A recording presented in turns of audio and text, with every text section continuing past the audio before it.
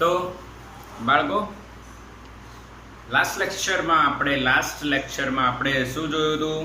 Last લેક્ચરમાં આપણે chapter 8 start કરી દીધું. કયું ચેપ્ટર સ્ટાર્ટ કરી દીધું બેટા? Chapter number 8. ક્લિયર દેખાય છે બધાને? યસ, બિલકુલ ક્લિયર દેખાય છે. એડજસ્ટ કરી દીધું. બધા પોતાનો માઇક ઓફ રાખજો બેટા. બધા પોતાનો માઇક ઓફ રાખજો. Okay, yes. લાસ્ટ લેક્ચરમાં આપણે ચેપ્ટર 8 સ્ટાર્ટ કરી દીધું બેટા. અને ચેપ્ટર 8માં આપણે પહેલા મેક્સવેલ એમ્પિયરનો નિયમ જોયું. એટલે જે એમ્પિયરે આપ્યું હતું એ જ હતું, પરંતુ એમાં કંઈક સુધારો હતો. એ સુધારો કોણે કર્યો? મેક્સવેલે. એટલે એ નિયમ હવે શું બની જાય છે? યુનિવર્સલ નિયમ બની જાય છે. બધે લાગુ પડશે. મેક્સવેલ એમ્પિયરનો નિયમ બેટા. ક્લિયર? હા કે ના? સૂત્ર યાદ છે મેક્સવેલ એમ્પિયરનો બેટા? ઇન્ટિગ્રેશન B.dl ક્લોઝ પાથ અને ક્લોઝ પાથ બંધ માર્ગ mu naught IC plus ID. આને કહેવાય એમ્પિયર મેક્સવેલ નો નિયમ. બરાબર? એટલે ચેપ્ટર 8 માં તમે આવું એ રીતે ના યાદ રાખશો કે એમ્પિયર અને મેક્સવેલ નો ભેગો નિયમ આ છે, જેમાં ID શું છે અને IC શું છે? IC છે કંડક્શન પ્રવાહ અને ID છે ડિસ્પ્લેસમેન્ટ પ્રવાહ. ગુજરાતીમાં ડિસ્પ્લેસમેન્ટ એટલે સ્થાનાંતર. બધાને ખબર છે, કાલે આપણે આ ટોપિક સ્થાનાંતર પ્રવાહથી જ ભણ્યું હતું. કંડક્શન પ્રવાહ એટલે વાહક પ્રવાહ, જે વાહક તારમાંથી વહેતો હોય છે, એને કંડક્શન પ્રવાહ કહેવાય. અને જે કેપેસિટરની બે પ્લેટો વચ્ચે બદલાતા જતા વિદ્યુત ક્ષેત્રના કારણે નિર્માણ પામે છે, એને આપણે કયો પ્રવાહ કીધો તો બેટા? ડિસ્પ્લેસમેન્ટ પ્રવાહ. એની થોડીક વાતો યાદ કરી લઈએ એના સૂત્રની. તો સૌથી પહેલા તમારે વિદ્યુત ફ્લક્સ EA cos 0 એ બી સમજાયું હતું. EA cos 0 સમજાયું હતું ને? આવડે છે ને બધાને?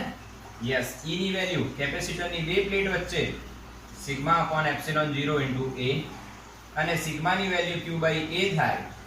એટલે સિગ્માની વેલ્યુ શું થાય? Q by A. તો સિગ્મા ઇન્ટુ A એટલે શું થશે? Q upon epsilon 0. પાકો યાદ છે બેટા? હા કે ના મેસેજ કરો. તો ID શું લખાય? dq by dt is equals to q નું વિકલન તો શું થશે? Epsilon naught d phi e by dt. આ સ્થાનાંતર પ્રવાહ હતું બેટા. હા કે ના? બિલકુલ ક્લિયર. બધાને આ ટોપિક ક્લિયર છે? બધાને? અને આ સૂત્ર યાદ રાખજો જ. અમુક સૂત્રો પણ બેઠા નીટ અને જેઈ માં કદાચ ન પૂછાય, પણ નીટમાં તો 110% સૂત્રો પૂછાય છે. હમણાં જે એક્ઝામ લેવાય એમાં પણ સરેરાશ મુક્ત પથનું સૂત્ર પૂછાયું છે બેઠું. ઓકે, એટલે સિમ્પલ અમુક ક્વેશ્ચન હોય છે, એટલે આ સૂત્ર યાદ રાખજો. સ્થાનાંતર પ્રવાહ ID બરાબર epsilon naught d phi e by dt. આ બદલાતા જતા વિદ્યુત ક્ષેત્રને કારણે આ તમને આન્સર મળે. ચલો એક પ્રશ્ન હું પૂછી લઉં. જો વિદ્યુત ક્ષેત્ર અચળ હોય તો સ્થાનાંતર પ્રવાહનું મૂલ્ય બોલો. ક્ષેત્રફળ તો અચળ જ છે, પણ વિદ્યુત ક્ષેત્ર જો અચળ હોય તો સ્થાનાંતર પ્રવાહનું મૂલ્ય બોલો. ચલો મેસેજ કરો. જો વિદ્યુત ક્ષેત્ર અચળ. યસ અંબા, યસ માનસી, રાઈટ આન્સર 0. જો વિદ્યુત ક્ષેત્ર અચળ હોય તો ID શું મળશે તમને? 0. જો ફ્લક્સ અચળ હોય, વિદ્યુત ફ્લક્સ, તો પણ ID શું મળશે? 0. કેમ કે વિકલન અચળનો 0 થાય છે. એના પછી આપણે હર્ટ્ઝના એક્સપેરિમેન્ટની વાત કરી હતી, હર્ટ્ઝના પ્રયોગની વાત કરી હતી બેટા. હર્ટ્ઝનો પ્રયોગ શું હતો યાદ છે? એકવાર રિવિઝન ફટાફટ. AC સપ્લાય, ઇન્ડક્શન કોઇલ, બે તાર ગયા, અહીંયા સળિયા પર વીંટાળી દીધા, અહીંયા બે સળિયા છે, સળિયા પર એક ગોળો છે, અહીંયા આ બાજુ પણ સેમ બીજો સળિયો છે, અહીંયા તાર વીંટાળી દીધા. અહીંયા એક ગોળો છે, એમ અને એન સળિયા છે ભાઈ, પી અને ક્યુ ગોળાઓ છે. આ વચ્ચે ગેપ રાખી અને કઈ ગેપ કીધી હતી યાદ કરો? Spark gap. Spark gap. અચ્છા, આ ગોળાઓ શું બન્યા હતા? શું બને? કોની જેમ બિહેવ કરે? કેપેસિટર. અને સળિયાઓ કોની જેમ બિહેવ કરે? ઇન્ડક્ટર. તો શું તમે એમ કહી શકો કે હર્ટ્ઝે જે પ્રયોગ કર્યો એમાં એલ અને સી ની રચના કરી અને દોલનો થયા વિદ્યુતભારના, એટલે એલસી દોલનો થયા? એલસી દોલનો થયા કે નહીં? અને વિદ્યુતભાર દોલન કરતો હોય એટલે અહીંથી અહીં ગતિ કરતો હોય તો વિદ્યુત ચુંબકીય તરંગોનું ઉત્સર્જન કરે છે, એવું આપણે ભણી ચૂક્યા છે. અચ્છા, ગોળાઓના કારણે માની લો આપણે આ પ્લસ છે, આ માઇનસ છે, તો વિદ્યુત ક્ષેત્ર ક્યાં મળ્યું હતું? ઉપર. હવે વધારે એનર્જીના કારણે આ વિદ્યુતભાર ઋણ ઇલેક્ટ્રોન આમ ભાગશે તો કરંટ ક્યાં જશે? ઉપર. તો કરંટ ઉપર, તો અહીંયા ચુંબકીય ક્ષેત્ર ક્યાં મળે? અંદર. ઈ ઉપર, બી અંદર. એટલે આપણને એવું કહી શકીએ કે વિદ્યુત ક્ષેત્ર અને ચુંબક ક્ષેત્ર પરસ્પર લંબ જ હોય. આ રીતના એમણે વિદ્યુત ચુંબકીય તરંગો પ્રાયોગિક રીતના ઉત્પન્ન કર્યા હતા. ચલો, આમાં નજીકના ઘટકોને શું કીધા હતા? નજીકના ઘટકોને એમણે શું કીધા હતા? યાદ કરો. બે પ્રકારના ઘટકો હતા, નજીક અને દૂર. જે નજીકના ઘટકો હતા એમને કીધા હતા ઇન્ડક્ટિવ. Yes, inductive. અને જે દૂરના હતા એમને કહેવાય ઉત્સર્જિત, રેડિએટેડ. નજીક જે હોય એમાં કણા તફાવત હતું π/2 અને મૂલ્ય જે છે એ ઘટે છે 1/r³ પ્રમાણે, જલ્દી ઘટી જાય. અને દૂર જે હોય એમાં કણા તફાવત હતો 0 અને જે મૂલ્ય છે બેટા એ 1/r પ્રમાણે ઘટે છે. પાકો? યસ. પછી વિદ્યુત ચુંબકીય તરંગોની ઝડપ લેમ્ડા ન્યુ કેમિસ્ટ્રીમાં ભણેલા છો, અથવા ન્યુ ની જગ્યાએ હું f લખું તો તમને ખબર પડી જાય. ક્લિયર છે આ કોન્સેપ્ટ? યસ ઓર નો બેટા? આખું કોન્સેપ્ટ બિલકુલ ક્લિયર થયું? પાક્કું કરજો. આ કાલની વાત હતી જે આપણે અહીંયા પૂરી કરી છે. ચલો, હવે મને એવું કહો કે ઉદાહરણ છે કોઈ? Yes or no? નંબર હોય તો નંબર મેસેજ કરો. 8.1 યસ. હવે 8.1 જે ઉદાહરણ છે બેટા, એ ઉદાહરણ આપણે સમજીએ. જો કદાચ તમને એવું લાગે કે થોડુંક મોટું છે, પરંતુ આમાં બોર્ડમાં પૂછાવાની સંભાવના નહીવત છે. કેમ નહીવત છે? કેમ કે તમે જ્યારે ક્વેશ્ચનને જો આ 2 માર્કનું આ ચેપ્ટરમાંથી આવવાનું હોય તો શું આટલો મોટો પ્રશ્ન આવશે? ક્વેશ્ચન એવો થાય. પર આ પ્રશ્ન આપણને કંઈક નોલેજ આપે છે, જે નીટ માટે કદાચ કામ લાગી જાય, ક્યાંક કંઈક આવી જાય તો આપણે આને સમજીએ. ઓકે, તો એક સમાંતર પ્લેટ કેપેસિટર બનાવ્યો છે બેટા, જેની જે પ્લેટ છે એ વર્તુળાકાર છે અને એની ત્રિજ્યા 1 મીટર છે. 1 મીટર છે અને આકૃતિ આપેલી છે, ધ્યાન આપજો.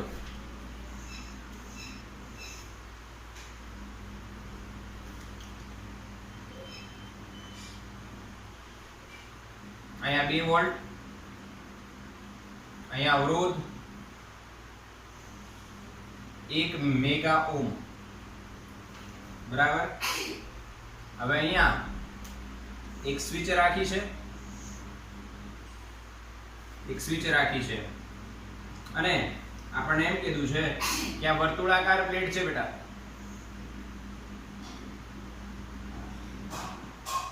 જેની ત્રિજ્યા થોડી છૂટી દોરી એટલે ફીલ્ડ થશે.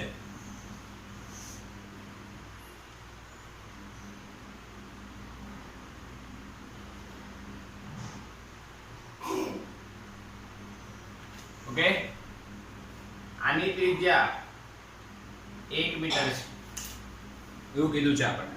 અવરોધ 1 મેગા ઓમ છે અને બેટરી 2 વોલ્ટની છે. આપણને કહે છે કે પી પોઈન્ટ પાસે અહીંયા કેન્દ્ર પર કેન્દ્ર પર O, આ જે કેન્દ્ર છે એને O કહી દીધું, અને અહીંયા એક પોઈન્ટ P છે, અને OP તમને કીધા છે 0.5 મીટર, એટલે મધ્ય બિંદુ થઈ ગયું. એટલે P બિંદુ છે. પરંતુ એક વસ્તુ સમજજો, મેં અહીંયા દોરવામાં ભૂલ કરી છે બેટા. અહીંયા મધ્યમાં આ કેન્દ્ર છે O, અને અહીંયા છે P, અને OP, P બિંદુ પાસે B કેટલું? પ્રશ્ન શું પૂછ્યું છે? P પાસે B કેટલું? પ્રશ્ન એવું પૂછ્યો છે P પાસે B કેટલું. અચ્છા, હવે બીજી વાત એવી કરી છે કે આ જે P જે છે એ અહીંથી પણ મધ્યમાં છે, અને અહીંથી આ જે પ્લેટ છે આના કેન્દ્રથી લઈને આ ટોટલ 1 મીટર છે, તો અહીંયા જે અંતર છે 0.5 છે, એટલે આમાં પણ મધ્યમાં છે. O થી છેડા પરિમિતિના મધ્યમાં કહેવાય. ઓકે, હવે 10⁻³ સેકન્ડ પછી આપણે કેટલો વિદ્યુત ક્ષેત્ર ચુંબકીય ક્ષેત્ર હશે એ શોધવાનું છે. 10⁻³ એટલે t તમને આપી દીધું છે 10⁻³ સેકન્ડ. અને બીજી વાત આમાં બ્રેકેટમાં આપી છે, કોઈ પણ સમયે કેપેસિટર પર જે વિદ્યુત ભાર હોય છે એનું સૂત્ર આપ્યું છે. એનું સૂત્ર, આ સૂત્ર જ તમારે ધ્યાન આપવાનું છે. આ સૂત્ર જ તમારે ધ્યાન આપવાનું છે બેટા. આ RC પરિપથ થયો અને કેપેસિટર ચાર્જ થાય છે, તો આ RC પરિપથમાં તમે કિર્ચોફનો નિયમ લગાવીને સોલ્વ કરો તો વિદ્યુત ભાર તમને મળશે Q of T બરાબર Q0 1 - e⁻ t/τ. એવું સમીકરણ આપેલું છે આપણને, e⁻ t/τ. જ્યાં ટાઉ ને એમને કીધું છે સમય અચળાંક, અને એ સમય અચળાંકની જે ઇક્વેશન બને છે એ છે ટાઉ બરાબર RC. ટાઉ બરાબર RC.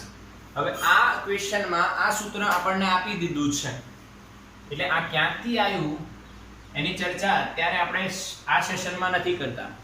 બટ હા, જ્યારે આપણે જેઈ નીટ સેશન કરીશું તો RC અને RL બંને માટે ચાર્જિંગ, RC હશે તો ચાર્જિંગ અને ડિસ્ચાર્જિંગ. હવે જો આમાં આ કેપેસિટર ચાર્જ થઈ રહ્યો છે, પણ આ જ કેપેસિટર જો ડિસ્ચાર્જ થતો હોય આમાં, તો ડિસ્ચાર્જમાં આનું સૂત્ર બનશે, આ 1 - હટાવી દો, અને જે સૂત્ર બન્યું ને એ ડિસ્ચાર્જિંગનું સૂત્ર બનશે. એ જ રીતના સેમ ટુ સેમ RL પરિપથમાં ઇન્ડક્ટરમાંથી પ્રવાહ વધે તો Q ની જગ્યાએ I આવી જશે, અને ટાઉની જગ્યાએ સમય અચળાંક L અને R ના સ્વરૂપમાં આવી જશે, જે અહીંયા R અને C ના સ્વરૂપમાં છે. L/R કે R/L એવું કંઈક થશે. એ કઈ રીતના શોધાય એ બી તમને કહી દઉં. એવું MCQ પૂછાય છે કે ભાઈ નીચેનામાંથી કોનું સમયનું પરિમાણ છે, R/L કે L/R? તો તમને R નું પરિમાણ અને ઓમેગા L નું પરિમાણ સરખું હોય. ઓમેગા એટલે ટાઈમનું ઊંધું, એટલે t અહીંયા આવે તો t ના પરિમાણ જેવું કોનું થાય? L/R નું પરિમાણ થાય. સમજ્યા કે નહીં સમજ્યા? ઓમેગા એટલે સમયનું ઊંધું, સેકન્ડ ઇન્વર્સ, એટલે 1/t, t અહીંયા આવ્યું L/R. એટલે જો RL પરિપથ હોય તો સમય અચળાંકની વેલ્યુ શું થાય? L/R. એ જ રીતના RC માટે R × C થાય. કેમનું ખબર પડે? તો અવરોધનું જે પરિમાણ હોય એ જ પરિમાણ બેટા 1/ωc એટલે કે XC નું હોય. XC પણ અવરોધ કહેવાય. હવે ઓમેગા એટલે સમયનું ઊંધું, તો સમય અહીંયા આવી જશે અને C અહીંયા જશે, એટલે t નું જે પરિમાણ છે એનું જેવું પરિમાણ કોનું થશે? RC. હા કે ના બેટા? ક્લિયર કર્યું? ક્લિયર છે બધાને? આ એક્સ્ટ્રા કન્સેપ્ટ છે, આ ક્લિયર કરો. આવું જ સૂત્ર આવશે RL માં, I અને I આવી જશે બસ. L માં પ્રવાહ વધે પ્રવાહ ઘટે એના સૂત્ર માટે, પ્રવાહ વધે એના સૂત્ર માટે આપણે અહીંયા I કન્વર્ટ કરીને ટાઉની જગ્યાએ શું લખીશું? L/R. સ્ક્રીનશોટ લઈ લેજો, એને સાફ કરી દઈશું હવે આપણે.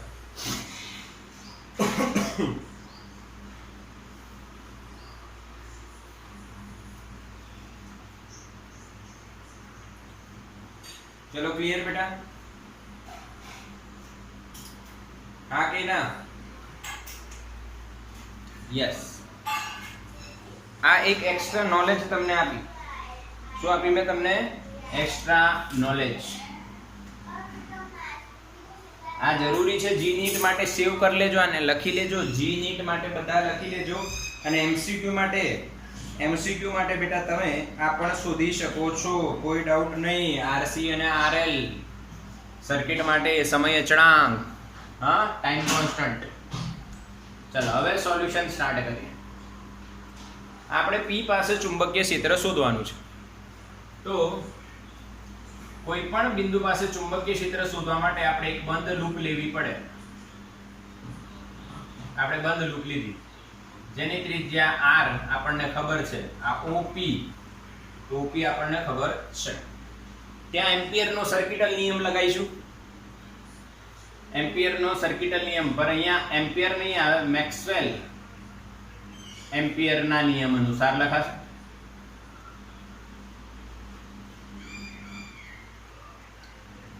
B.dl બંધ માર્ગ પર રેખા સંકલન મ્યુ નોટ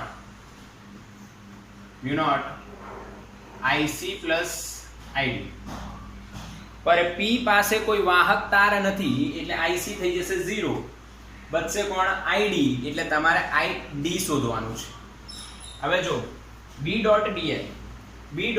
માં તો B.dl cos θ. તો તમે આ બિંદુ પાસે કોઈ બી બિંદુ પાસે અહીંયા dl લેશો અને ચુંબકીય ક્ષેત્ર લેશો કે dl લેશો, બંને એક જ દિશામાં હોય, બંને એક જ દિશામાં, એટલે B.dl cos 0 થઈ જશે. B બધે સમાન એટલે બહાર આવી જશે, એટલે ઇન્ટિગ્રેશન અહીંયા dl થઈ જશે.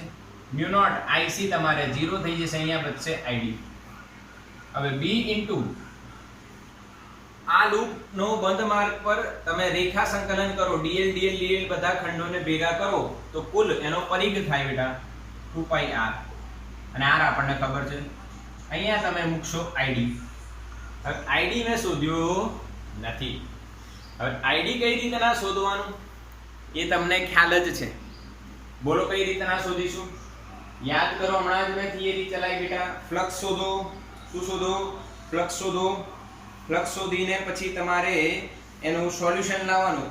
શું સોલ્યુશન લાવવાનું? એ જ પ્રક્રિયા એટલે જ મેં આજે કરાવી તમને. યાદ છે? સ્ટાર્ટિંગમાં જ મેં તમને શું પ્રક્રિયા કરાવી બેટા? ફ્લક્સ શોધો પહેલા. તો વિદ્યુત ફ્લક્સ તમને ખબર છે બેટા, phi બરાબર E into A cos 0 જ થશે. કેમનું cos 0 થાય? જો આ પ્લસ છે તો આ છેડો પ્લસ થશે ને વિદ્યુત ક્ષેત્ર પ્લસ થી માઈનસ આમ જશે. તો આ લૂપ આમ લીધી છે તો એનું ક્ષેત્રફળ પણ એમ જ રહેશે, એટલે EA માટે phi E તમે શું લખશો? આની વેલ્યુ શું લખાશે? સિગ્મા અપોન એપ્સિલોન 0 કેપેસિટરની બે પ્લેટ વચ્ચેનું વિદ્યુત ક્ષેત્ર ઇન્ટુ A. ભાઈ સિગ્મા ઇન્ટુ A શું લખાય? Q. હા કે ના? સિગ્મા ઇન્ટુ A શું લખાય બેટા? Q લખાય કે ના લખાય? અરે હા કે ના બેટા? ક્લિયર કે નહીં? હા નહીં, ખોટી વાત છે, ખોટી વાત છે. એટલે જ આ દાખલો હું કરાવી રહ્યો છું. આપણે આવું વિચારીએ છીએ કે E ઇન્ટુ A કરી દઈએ એટલે ડાયરેક્ટ જવાબ આવી જશે. અહીંયા થોડીક મિસ્ટેક થશે તમારાથી, થોડીક મિસ્ટેક થશે. જે થઈ ચૂકી, તમે હા કીધું એટલે થઈ ચૂકી. હવે અહીંયા થોડુંક વિચારવા જેવું છે, ધ્યાન આપજો. આ જે એરિયા આવશે ને એ લૂપનો એરિયા આવશે. આ લૂપ સાથે સંકળાયેલું ફ્લક્સ કેટલું? E into A loop. હા કે ના? હા કે ના? મેસેજ કરો. કોઈ પણ બંધ પૃષ્ઠ સાથે સંકળાયેલું ફ્લક્સ કેટલું હોય? E ઇન્ટુ ક્ષેત્રફળ એનું લૂપનું. પરંતુ આ બે પ્લેટ વચ્ચે વિદ્યુત ક્ષેત્ર જે શોધીશું, ધ્યાન આપજો બેટા. અહીંયા A લૂપ લખાશે, સિગ્મા એટલે Q બાય A, એટલે Q કોઈ પણ સમય t જેટલો હોય Q બાય A. ક્ષેત્રફળ ધ્યાન આપજો. બોલો બેટા, ક્લિયર કે નહીં? જ્યારે તમે વિદ્યુત ક્ષેત્ર લખી રહ્યા છો ત્યારે ત્યારે તમારે ક્ષેત્રફળ કોનું લેવું? પ્લેટનું. અને જ્યારે તમે ફ્લક્સ લખી રહ્યા છો તો ફ્લક્સ એટલે કેટલા ભાગ સાથે સંકળાયેલો ફ્લક્સ? આટલા. એટલે ત્યાં તમારું એ લૂપ આવશે. હા કે ના? આને તમે કેપિટલ R કહી દો. હવે તમે અહીંયા લખશો બેટા Q of t. Q of t કેટલું છે? Q નોટ આપણને આપ્યું છે CV. Q નોટ C અને V ની વેલ્યુ આપેલી છે. હા, Q બરાબર CV. યસ, Q બરાબર CV. એની વેલ્યુ આપણને આપેલી છે. C ની વેલ્યુ છે 1 નેનો ફેરાડે અને V ની વેલ્યુ છે 2 વોલ્ટ. એટલે અહીંયા C ની વેલ્યુ છે 1 નેનો ફેરાડે અને V ની વેલ્યુ 2 વોલ્ટ છે. તો જો અહીંયા ધ્યાન, C ની વેલ્યુ 1 નેનો એટલે 10 ની -9, V ની વેલ્યુ 2 બરાબર 1 minus e raise to minus t upon RC. ભાઈ R ઇન્ટુ C કેટલું થાય? અવરોધ. R ઇન્ટુ C અવરોધ છે 1 મેગા એટલે 10 ની 6 અને C છે 1 નેનો એટલે 10 ની -9. તો જવાબ આવે 10 ની -3. હા કે ના? એને ઉપર લઈ લો તો 10 ની +3, કાં તો નીચે રાખો, તમારી ઈચ્છા. 10 ની -3 અપોન એરિયા ઓફ પ્લેટ. પ્લેટનો એરિયા કેટલો થાય? પાઈ r સ્ક્વેર, પાઈ ઇન્ટુ 1 નો સ્ક્વેર ઇન્ટુ એપ્સિલોન 0. સમજજો. Into area of loop. Area of loop કેટલું થાય? આ જે લૂપ લીધી બંધ માર્ક, એની રેડિયસ કેટલી? અડધી. એટલે અહીંયા લખાશે પાઈ અડધાનો વર્ગ. પાઈ પાઈ કટ. ધ્યાન આપજો. અને સોલ્વ કરી શકો છો તમે. સિમ્પલ સોલ્યુશન છે આનું. આ 1/2 નો વર્ગ એટલે 4 અને આ 2 એટલે નીચે 2 વધશે. 2 એપ્સિલોન 0 બરાબર ઉપર 10 ની -9 અને બ્રેકેટમાં 1 minus e raise to minus t upon 10 raise to -3. આ ફ્લક્સ નું સૂત્ર આવ્યું. કોનું સૂત્ર આવ્યું? ફ્લક્સ નું. પાક્કું કે નહીં? સમજાય પડી કે નહીં? બોલો બેટા ફટાફટ મેસેજ કરો. Yes or no? યસ. હવે id શોધવાનું. id નું સૂત્ર epsilon naught d phi e by dt. એટલે એપ્સિલોન નોટ અહીંયા ધ્યાન આપજો. એપ્સિલોન નોટ તો છે જ. બ્રેકેટમાં phi નું વિકલન. phi ના વિકલનમાં આ બધું અચળ છે એટલે 10 ની -9 બહાર આવી ગયું. 2 એપ્સિલોન બહાર આવી ગયું.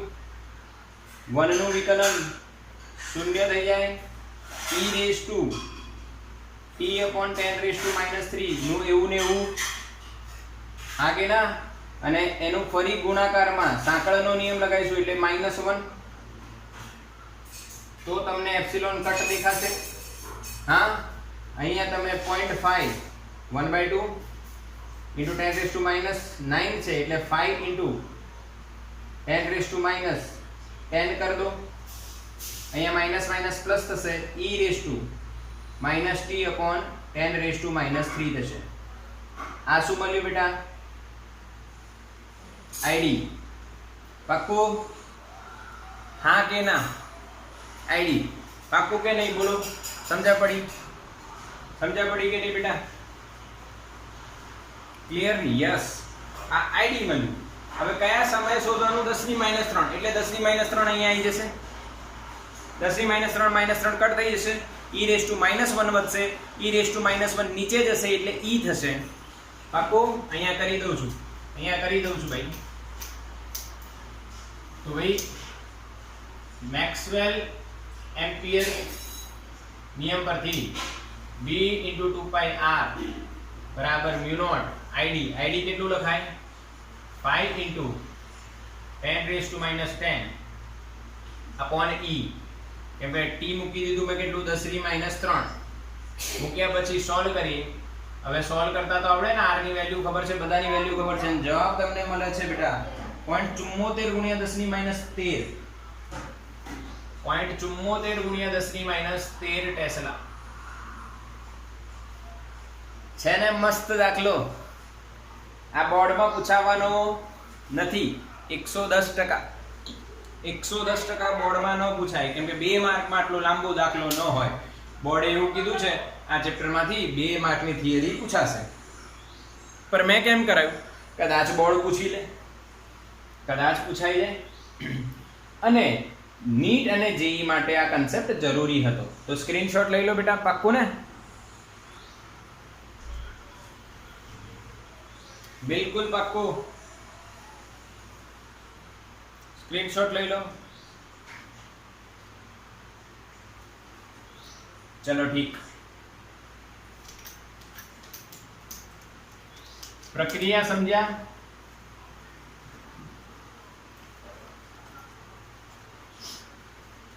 ઘણા લોકો વિચારતા હશે આનું શોર્ટકટ આપો સર.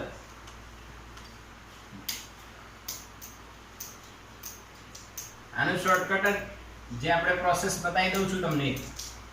શોર્ટકટ એવું છે કે તમારે આઈડી શોધવાનું. તો પહેલા ફ્લક્સ આવે, ફ્લક્સ શોધો, ફ્લક્સ પરથી આઈડી શોધો અને મેક્સવેલ એમ્પિયર સર્કિટલ નિયમમાં આઈડીની વેલ્યુ મૂકી દો. ખતમ.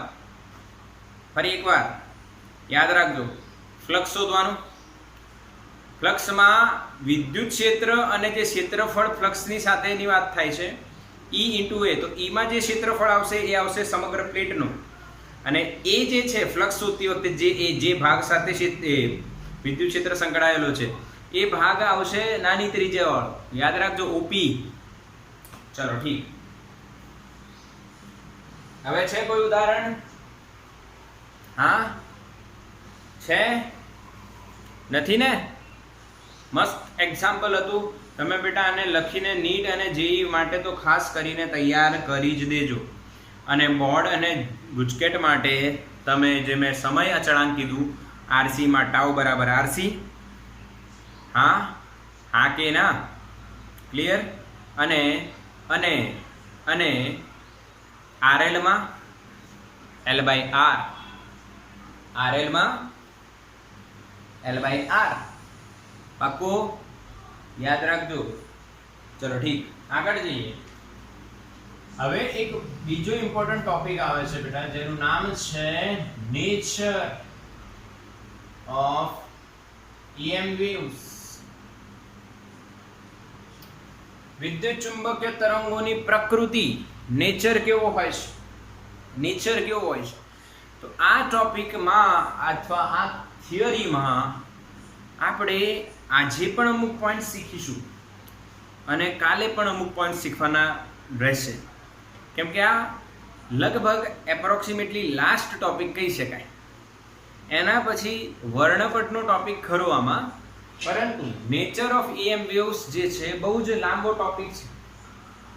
એમાં EM વેવની અલગ અલગ લાક્ષણિકતાઓ, એ કઈ રીતના વર્તે છે, કઈ રીતના વર્તે છે, એના ઇક્વેશન્સ કયા બની શકે એ જોઈશું. ઓકે, તો લેટ્સ સ્ટાર્ટ. સૌથી પહેલા તો ભાઈ જે મેક્સવેલે જે આ રિસર્ચ કરી એ મેક્સવેલની રિસર્ચ પરથી એના 4 સૂત્રો આવ્યા અને એ 4 સૂત્રોની મદદથી વિદ્યુત ક્ષેત્ર અને ચુંબકીય ક્ષેત્રના સમીકરણો બનાવવામાં આવ્યા. તો ધ્યાન આપજો, E અને B ના સૂત્રો કઈ રીતના લખાય એ સમજીશું. ધ્યાન આપજો, હું તમને કન્સેપ્ટ બતાવું છું બેટા. માની લો Z દિશા છે આ, તો આ x થશે અને આ y થશે. x y z આ ઓરિજિન. પાક્કું? ગમે તે દિશા લઈ શકાય, કોઈ ચિંતા કરવાની નહીં, કોઈ ચિંતા કરવાની નહીં.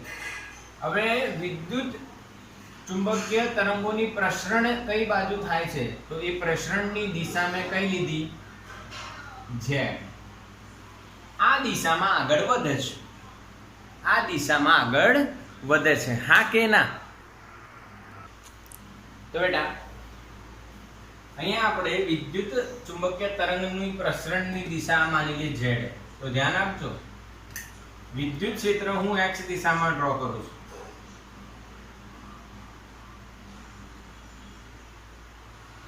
બરાબર? હવે આ ઘટે, પણ મેં અત્યારે ઘટતા બતાવ્યા નથી.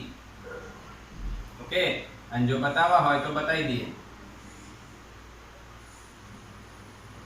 ઘટે, એનું મૂલ્ય ઘટતું જાય.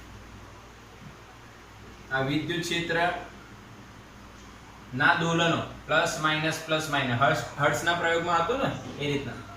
ઓકે, હવે ચુંબકીય ક્ષેત્ર એને લંબ હોય તો આપણે y દિશામાં માનીએ. ચુંબકીય ક્ષેત્ર by દિશામાં. ક્લિયર? હા કે ના? સમજણ પડી બેટા?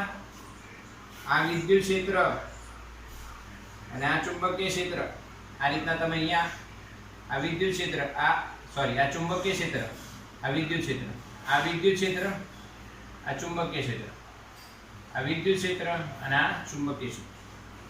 આમ રીતના વિદ્યુત ક્ષેત્ર દોલનો કરે. ચુંબકીય ક્ષેત્ર અંદર બહાર સાપની જેમ. આ વિદ્યુત ક્ષેત્ર આમ, અરે આમ. ક્લિયર છે? યસ ઓર નો? હવે એમના સમીકરણો કઈ રીતના લખાશે એ ધ્યાન આપજો. તો બેટા આપણે ચેપ્ટર નંબર 14 ને યાદ કરી લઈએ. તેમાં પ્રગામી તરંગો એવો અભ્યાસ આપણે કરેલો છે. પ્રગામી તરંગો y બરાબર અહીંયાનો કંપ વિસ્તાર a sin k x minus omega t. આ કઈ દિશામાં જઈ રહ્યું છે? x દિશામાં. જો z દિશામાં હોય તો અહીંયા શું આવી જશે? kz minus omega t. આને આપણે કંપ વિસ્તાર કહેતા હતા. આને આપણે તરંગ સદિશ કહેતા હતા. આ ઓમેગા ને કોણીય આવૃત્તિ કહેતા હતા. આ જે kz minus omega t છે આને કળા કહેતા હતા. બરાબર? હા કે ના? બોલો, યાદ છે? y એ સ્થાનાંતર છે, આ એનું મહત્તમ મૂલ્ય છે. હા કે ના? બસ આનું કોપી પેસ્ટ જેવું લાગે છે. જો વિદ્યુત ક્ષેત્ર ના દોલનો x દિશામાં થાય છે, ઓકે, અને આગળ કઈ દિશામાં જઈ રહ્યો છે? z દિશામાં. તો અહીંયા એનો કંપ વિસ્તાર E0 sin વિધેયની જેમ 0 મેક્સિમમ થયા કરે છે. અહીંયા kz minus omega t અને સદિશ છે તો વિદ્યુત ક્ષેત્ર કઈ દિશામાં દોલનો કરી રહ્યું છે? x દિશામાં, એટલે I કેરેટ આવે. એનો એકમ લખવો હોય તો વોલ્ટ પર મીટર. એ જ રીતના ચુંબકીય ક્ષેત્ર તમે લખવા માંગો તો B0 sin kz minus omega t. બતાવો કયો કેરેટ આવે? IJK કયો કેરેટ આવે? B ની દિશા. જો B ની દિશા દેખાશે તમને. y દિશા એટલે કયો કેરેટ આવે બેટા? J caret. અને એનો એકમ બને છે ટેસ્લા. પાક્કું? યસ, બિલકુલ. એટલે પહેલા જે ઇક્વેશન તમને બતાયા મેં એ બંને ઇક્વેશન ની તમને માહિતી મેં આપી પૂરેપૂરી બેટા, પૂરેપૂરી માહિતી. જો હવે તમે સમજજો આ કેમ બતાયા. તો કે આના MCQ કે આના દાખલાઓ તમને પૂછાઈ શકે છે, પણ આવી રીતના નહીં. આવી રીતના આપેલું હોય વિદ્યુત ક્ષેત્ર E બરાબર 100 sin 5 × 10⁻², z minus 100 pi t આવું આપેલું હોય. તો તમારે આ જોઈ તમને યાદ હોય ને બેટા, તો તમે આની સાથે કમ્પેર કરજો. આ મહત્તમ મૂલ્ય, આને કહેવાય E0, આને કહેવાય k, આને કહેવાય ઓમેગા. બોલો, ખબર પડી આ કેમ યાદ રાખવાનું? આવો પ્રશ્ન પૂછાશે તો કમ્પેર કરીને આ વેલ્યુ તમે શોધી શકશો. ચલો હવે વાત કરીએ આની. E0 અને B0 એ મહત્તમ મૂલ્યો છે. વિદ્યુત ક્ષેત્રનું મહત્તમ મૂલ્ય E0, ચુંબકીય ક્ષેત્રનું મહત્તમ મૂલ્ય B0 છે.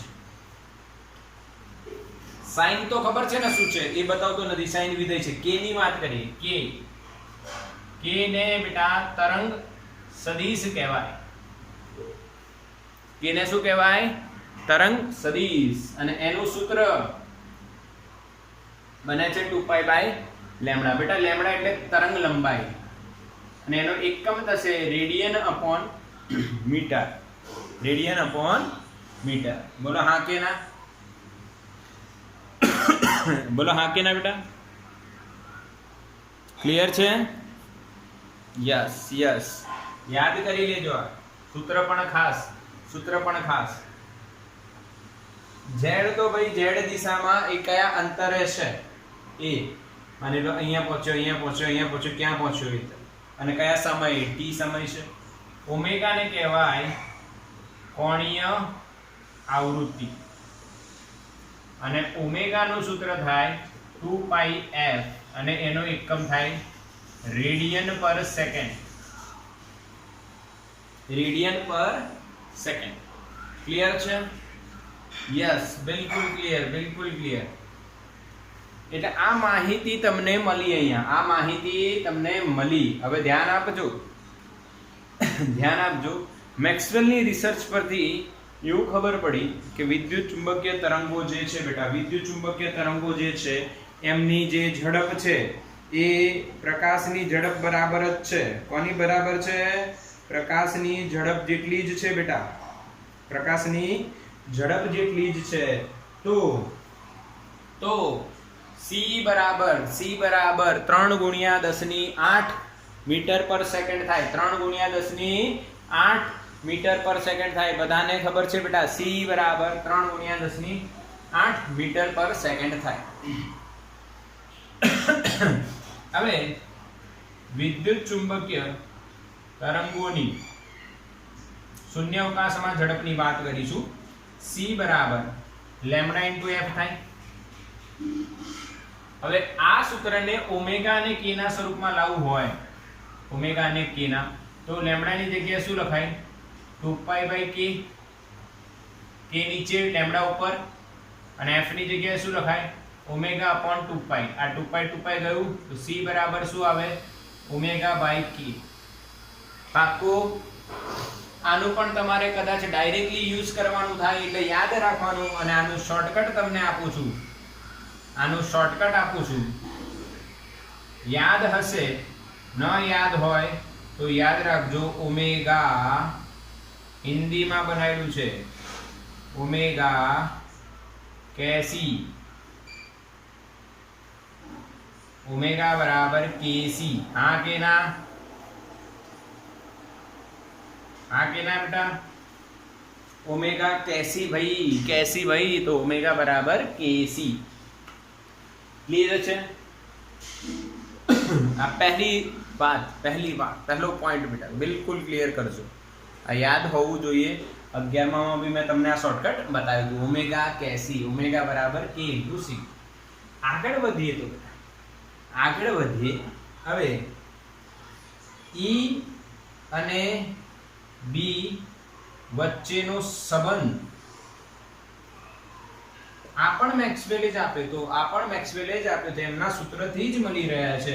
તો સૂત્ર છે E0 બરાબર B0 * C. E0 બરાબર B0 * C. બીજું RMS બરાબર ERMS બરાબર BRMS * C. આમાં ખાલી RMS કર દો બેટા. આ જ લખ્યું છે પર RMS કરી દીધું. કઈ રીતના? E0/√2 RMS આવી જશે. ક્લિયર? હા કે ના બોલો? ઘણી વખતે કદાચ તમને મહત્તમ મૂલ્ય m લખીને આપ્યું તો EM બરાબર BM * C. વાત તો એક જ છે. વાત તો એક જ છે. તમને આવડી જશે. તો આ મહત્તમ મૂલ્યની ચર્ચા થઈ ગઈ અને સંબંધની ચર્ચા થઈ ગઈ. હવે આનો સંબંધ નો પણ શોર્ટકટ. આ સંબંધ આવ્યો ક્યાંથી એ આપણે નથી જોવાના. અથવા તમારે જોવું હોય તો પારિમાણિક સૂત્રો સરખાઈ દો, સાચો જવાબ આવશે. એટલે જ આપેલું છે. પરંતુ આનું શોર્ટકટ હોય તો સારું કે જેનાથી આપણને યાદ રહે. તો ઇકોનોમિકલી બેકવર્ડ ક્લાસ, જેમ ઓબીસી હોય છે બેટા, જેમ ઓબીસી હોય છે તેમ જેમ ઓબીસી હોય છે તે જ રીતના ઈબીસી. ઈબીસી નો મતલબ શું છે? Economically backward class.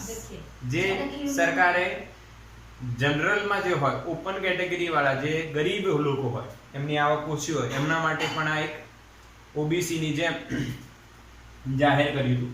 તો ઈબીસી યાદ રહી જાય ને? બિલકુલ ક્લિયર? હા કે ના? સ્ક્રીનશોટ લઈ લો તો આનો.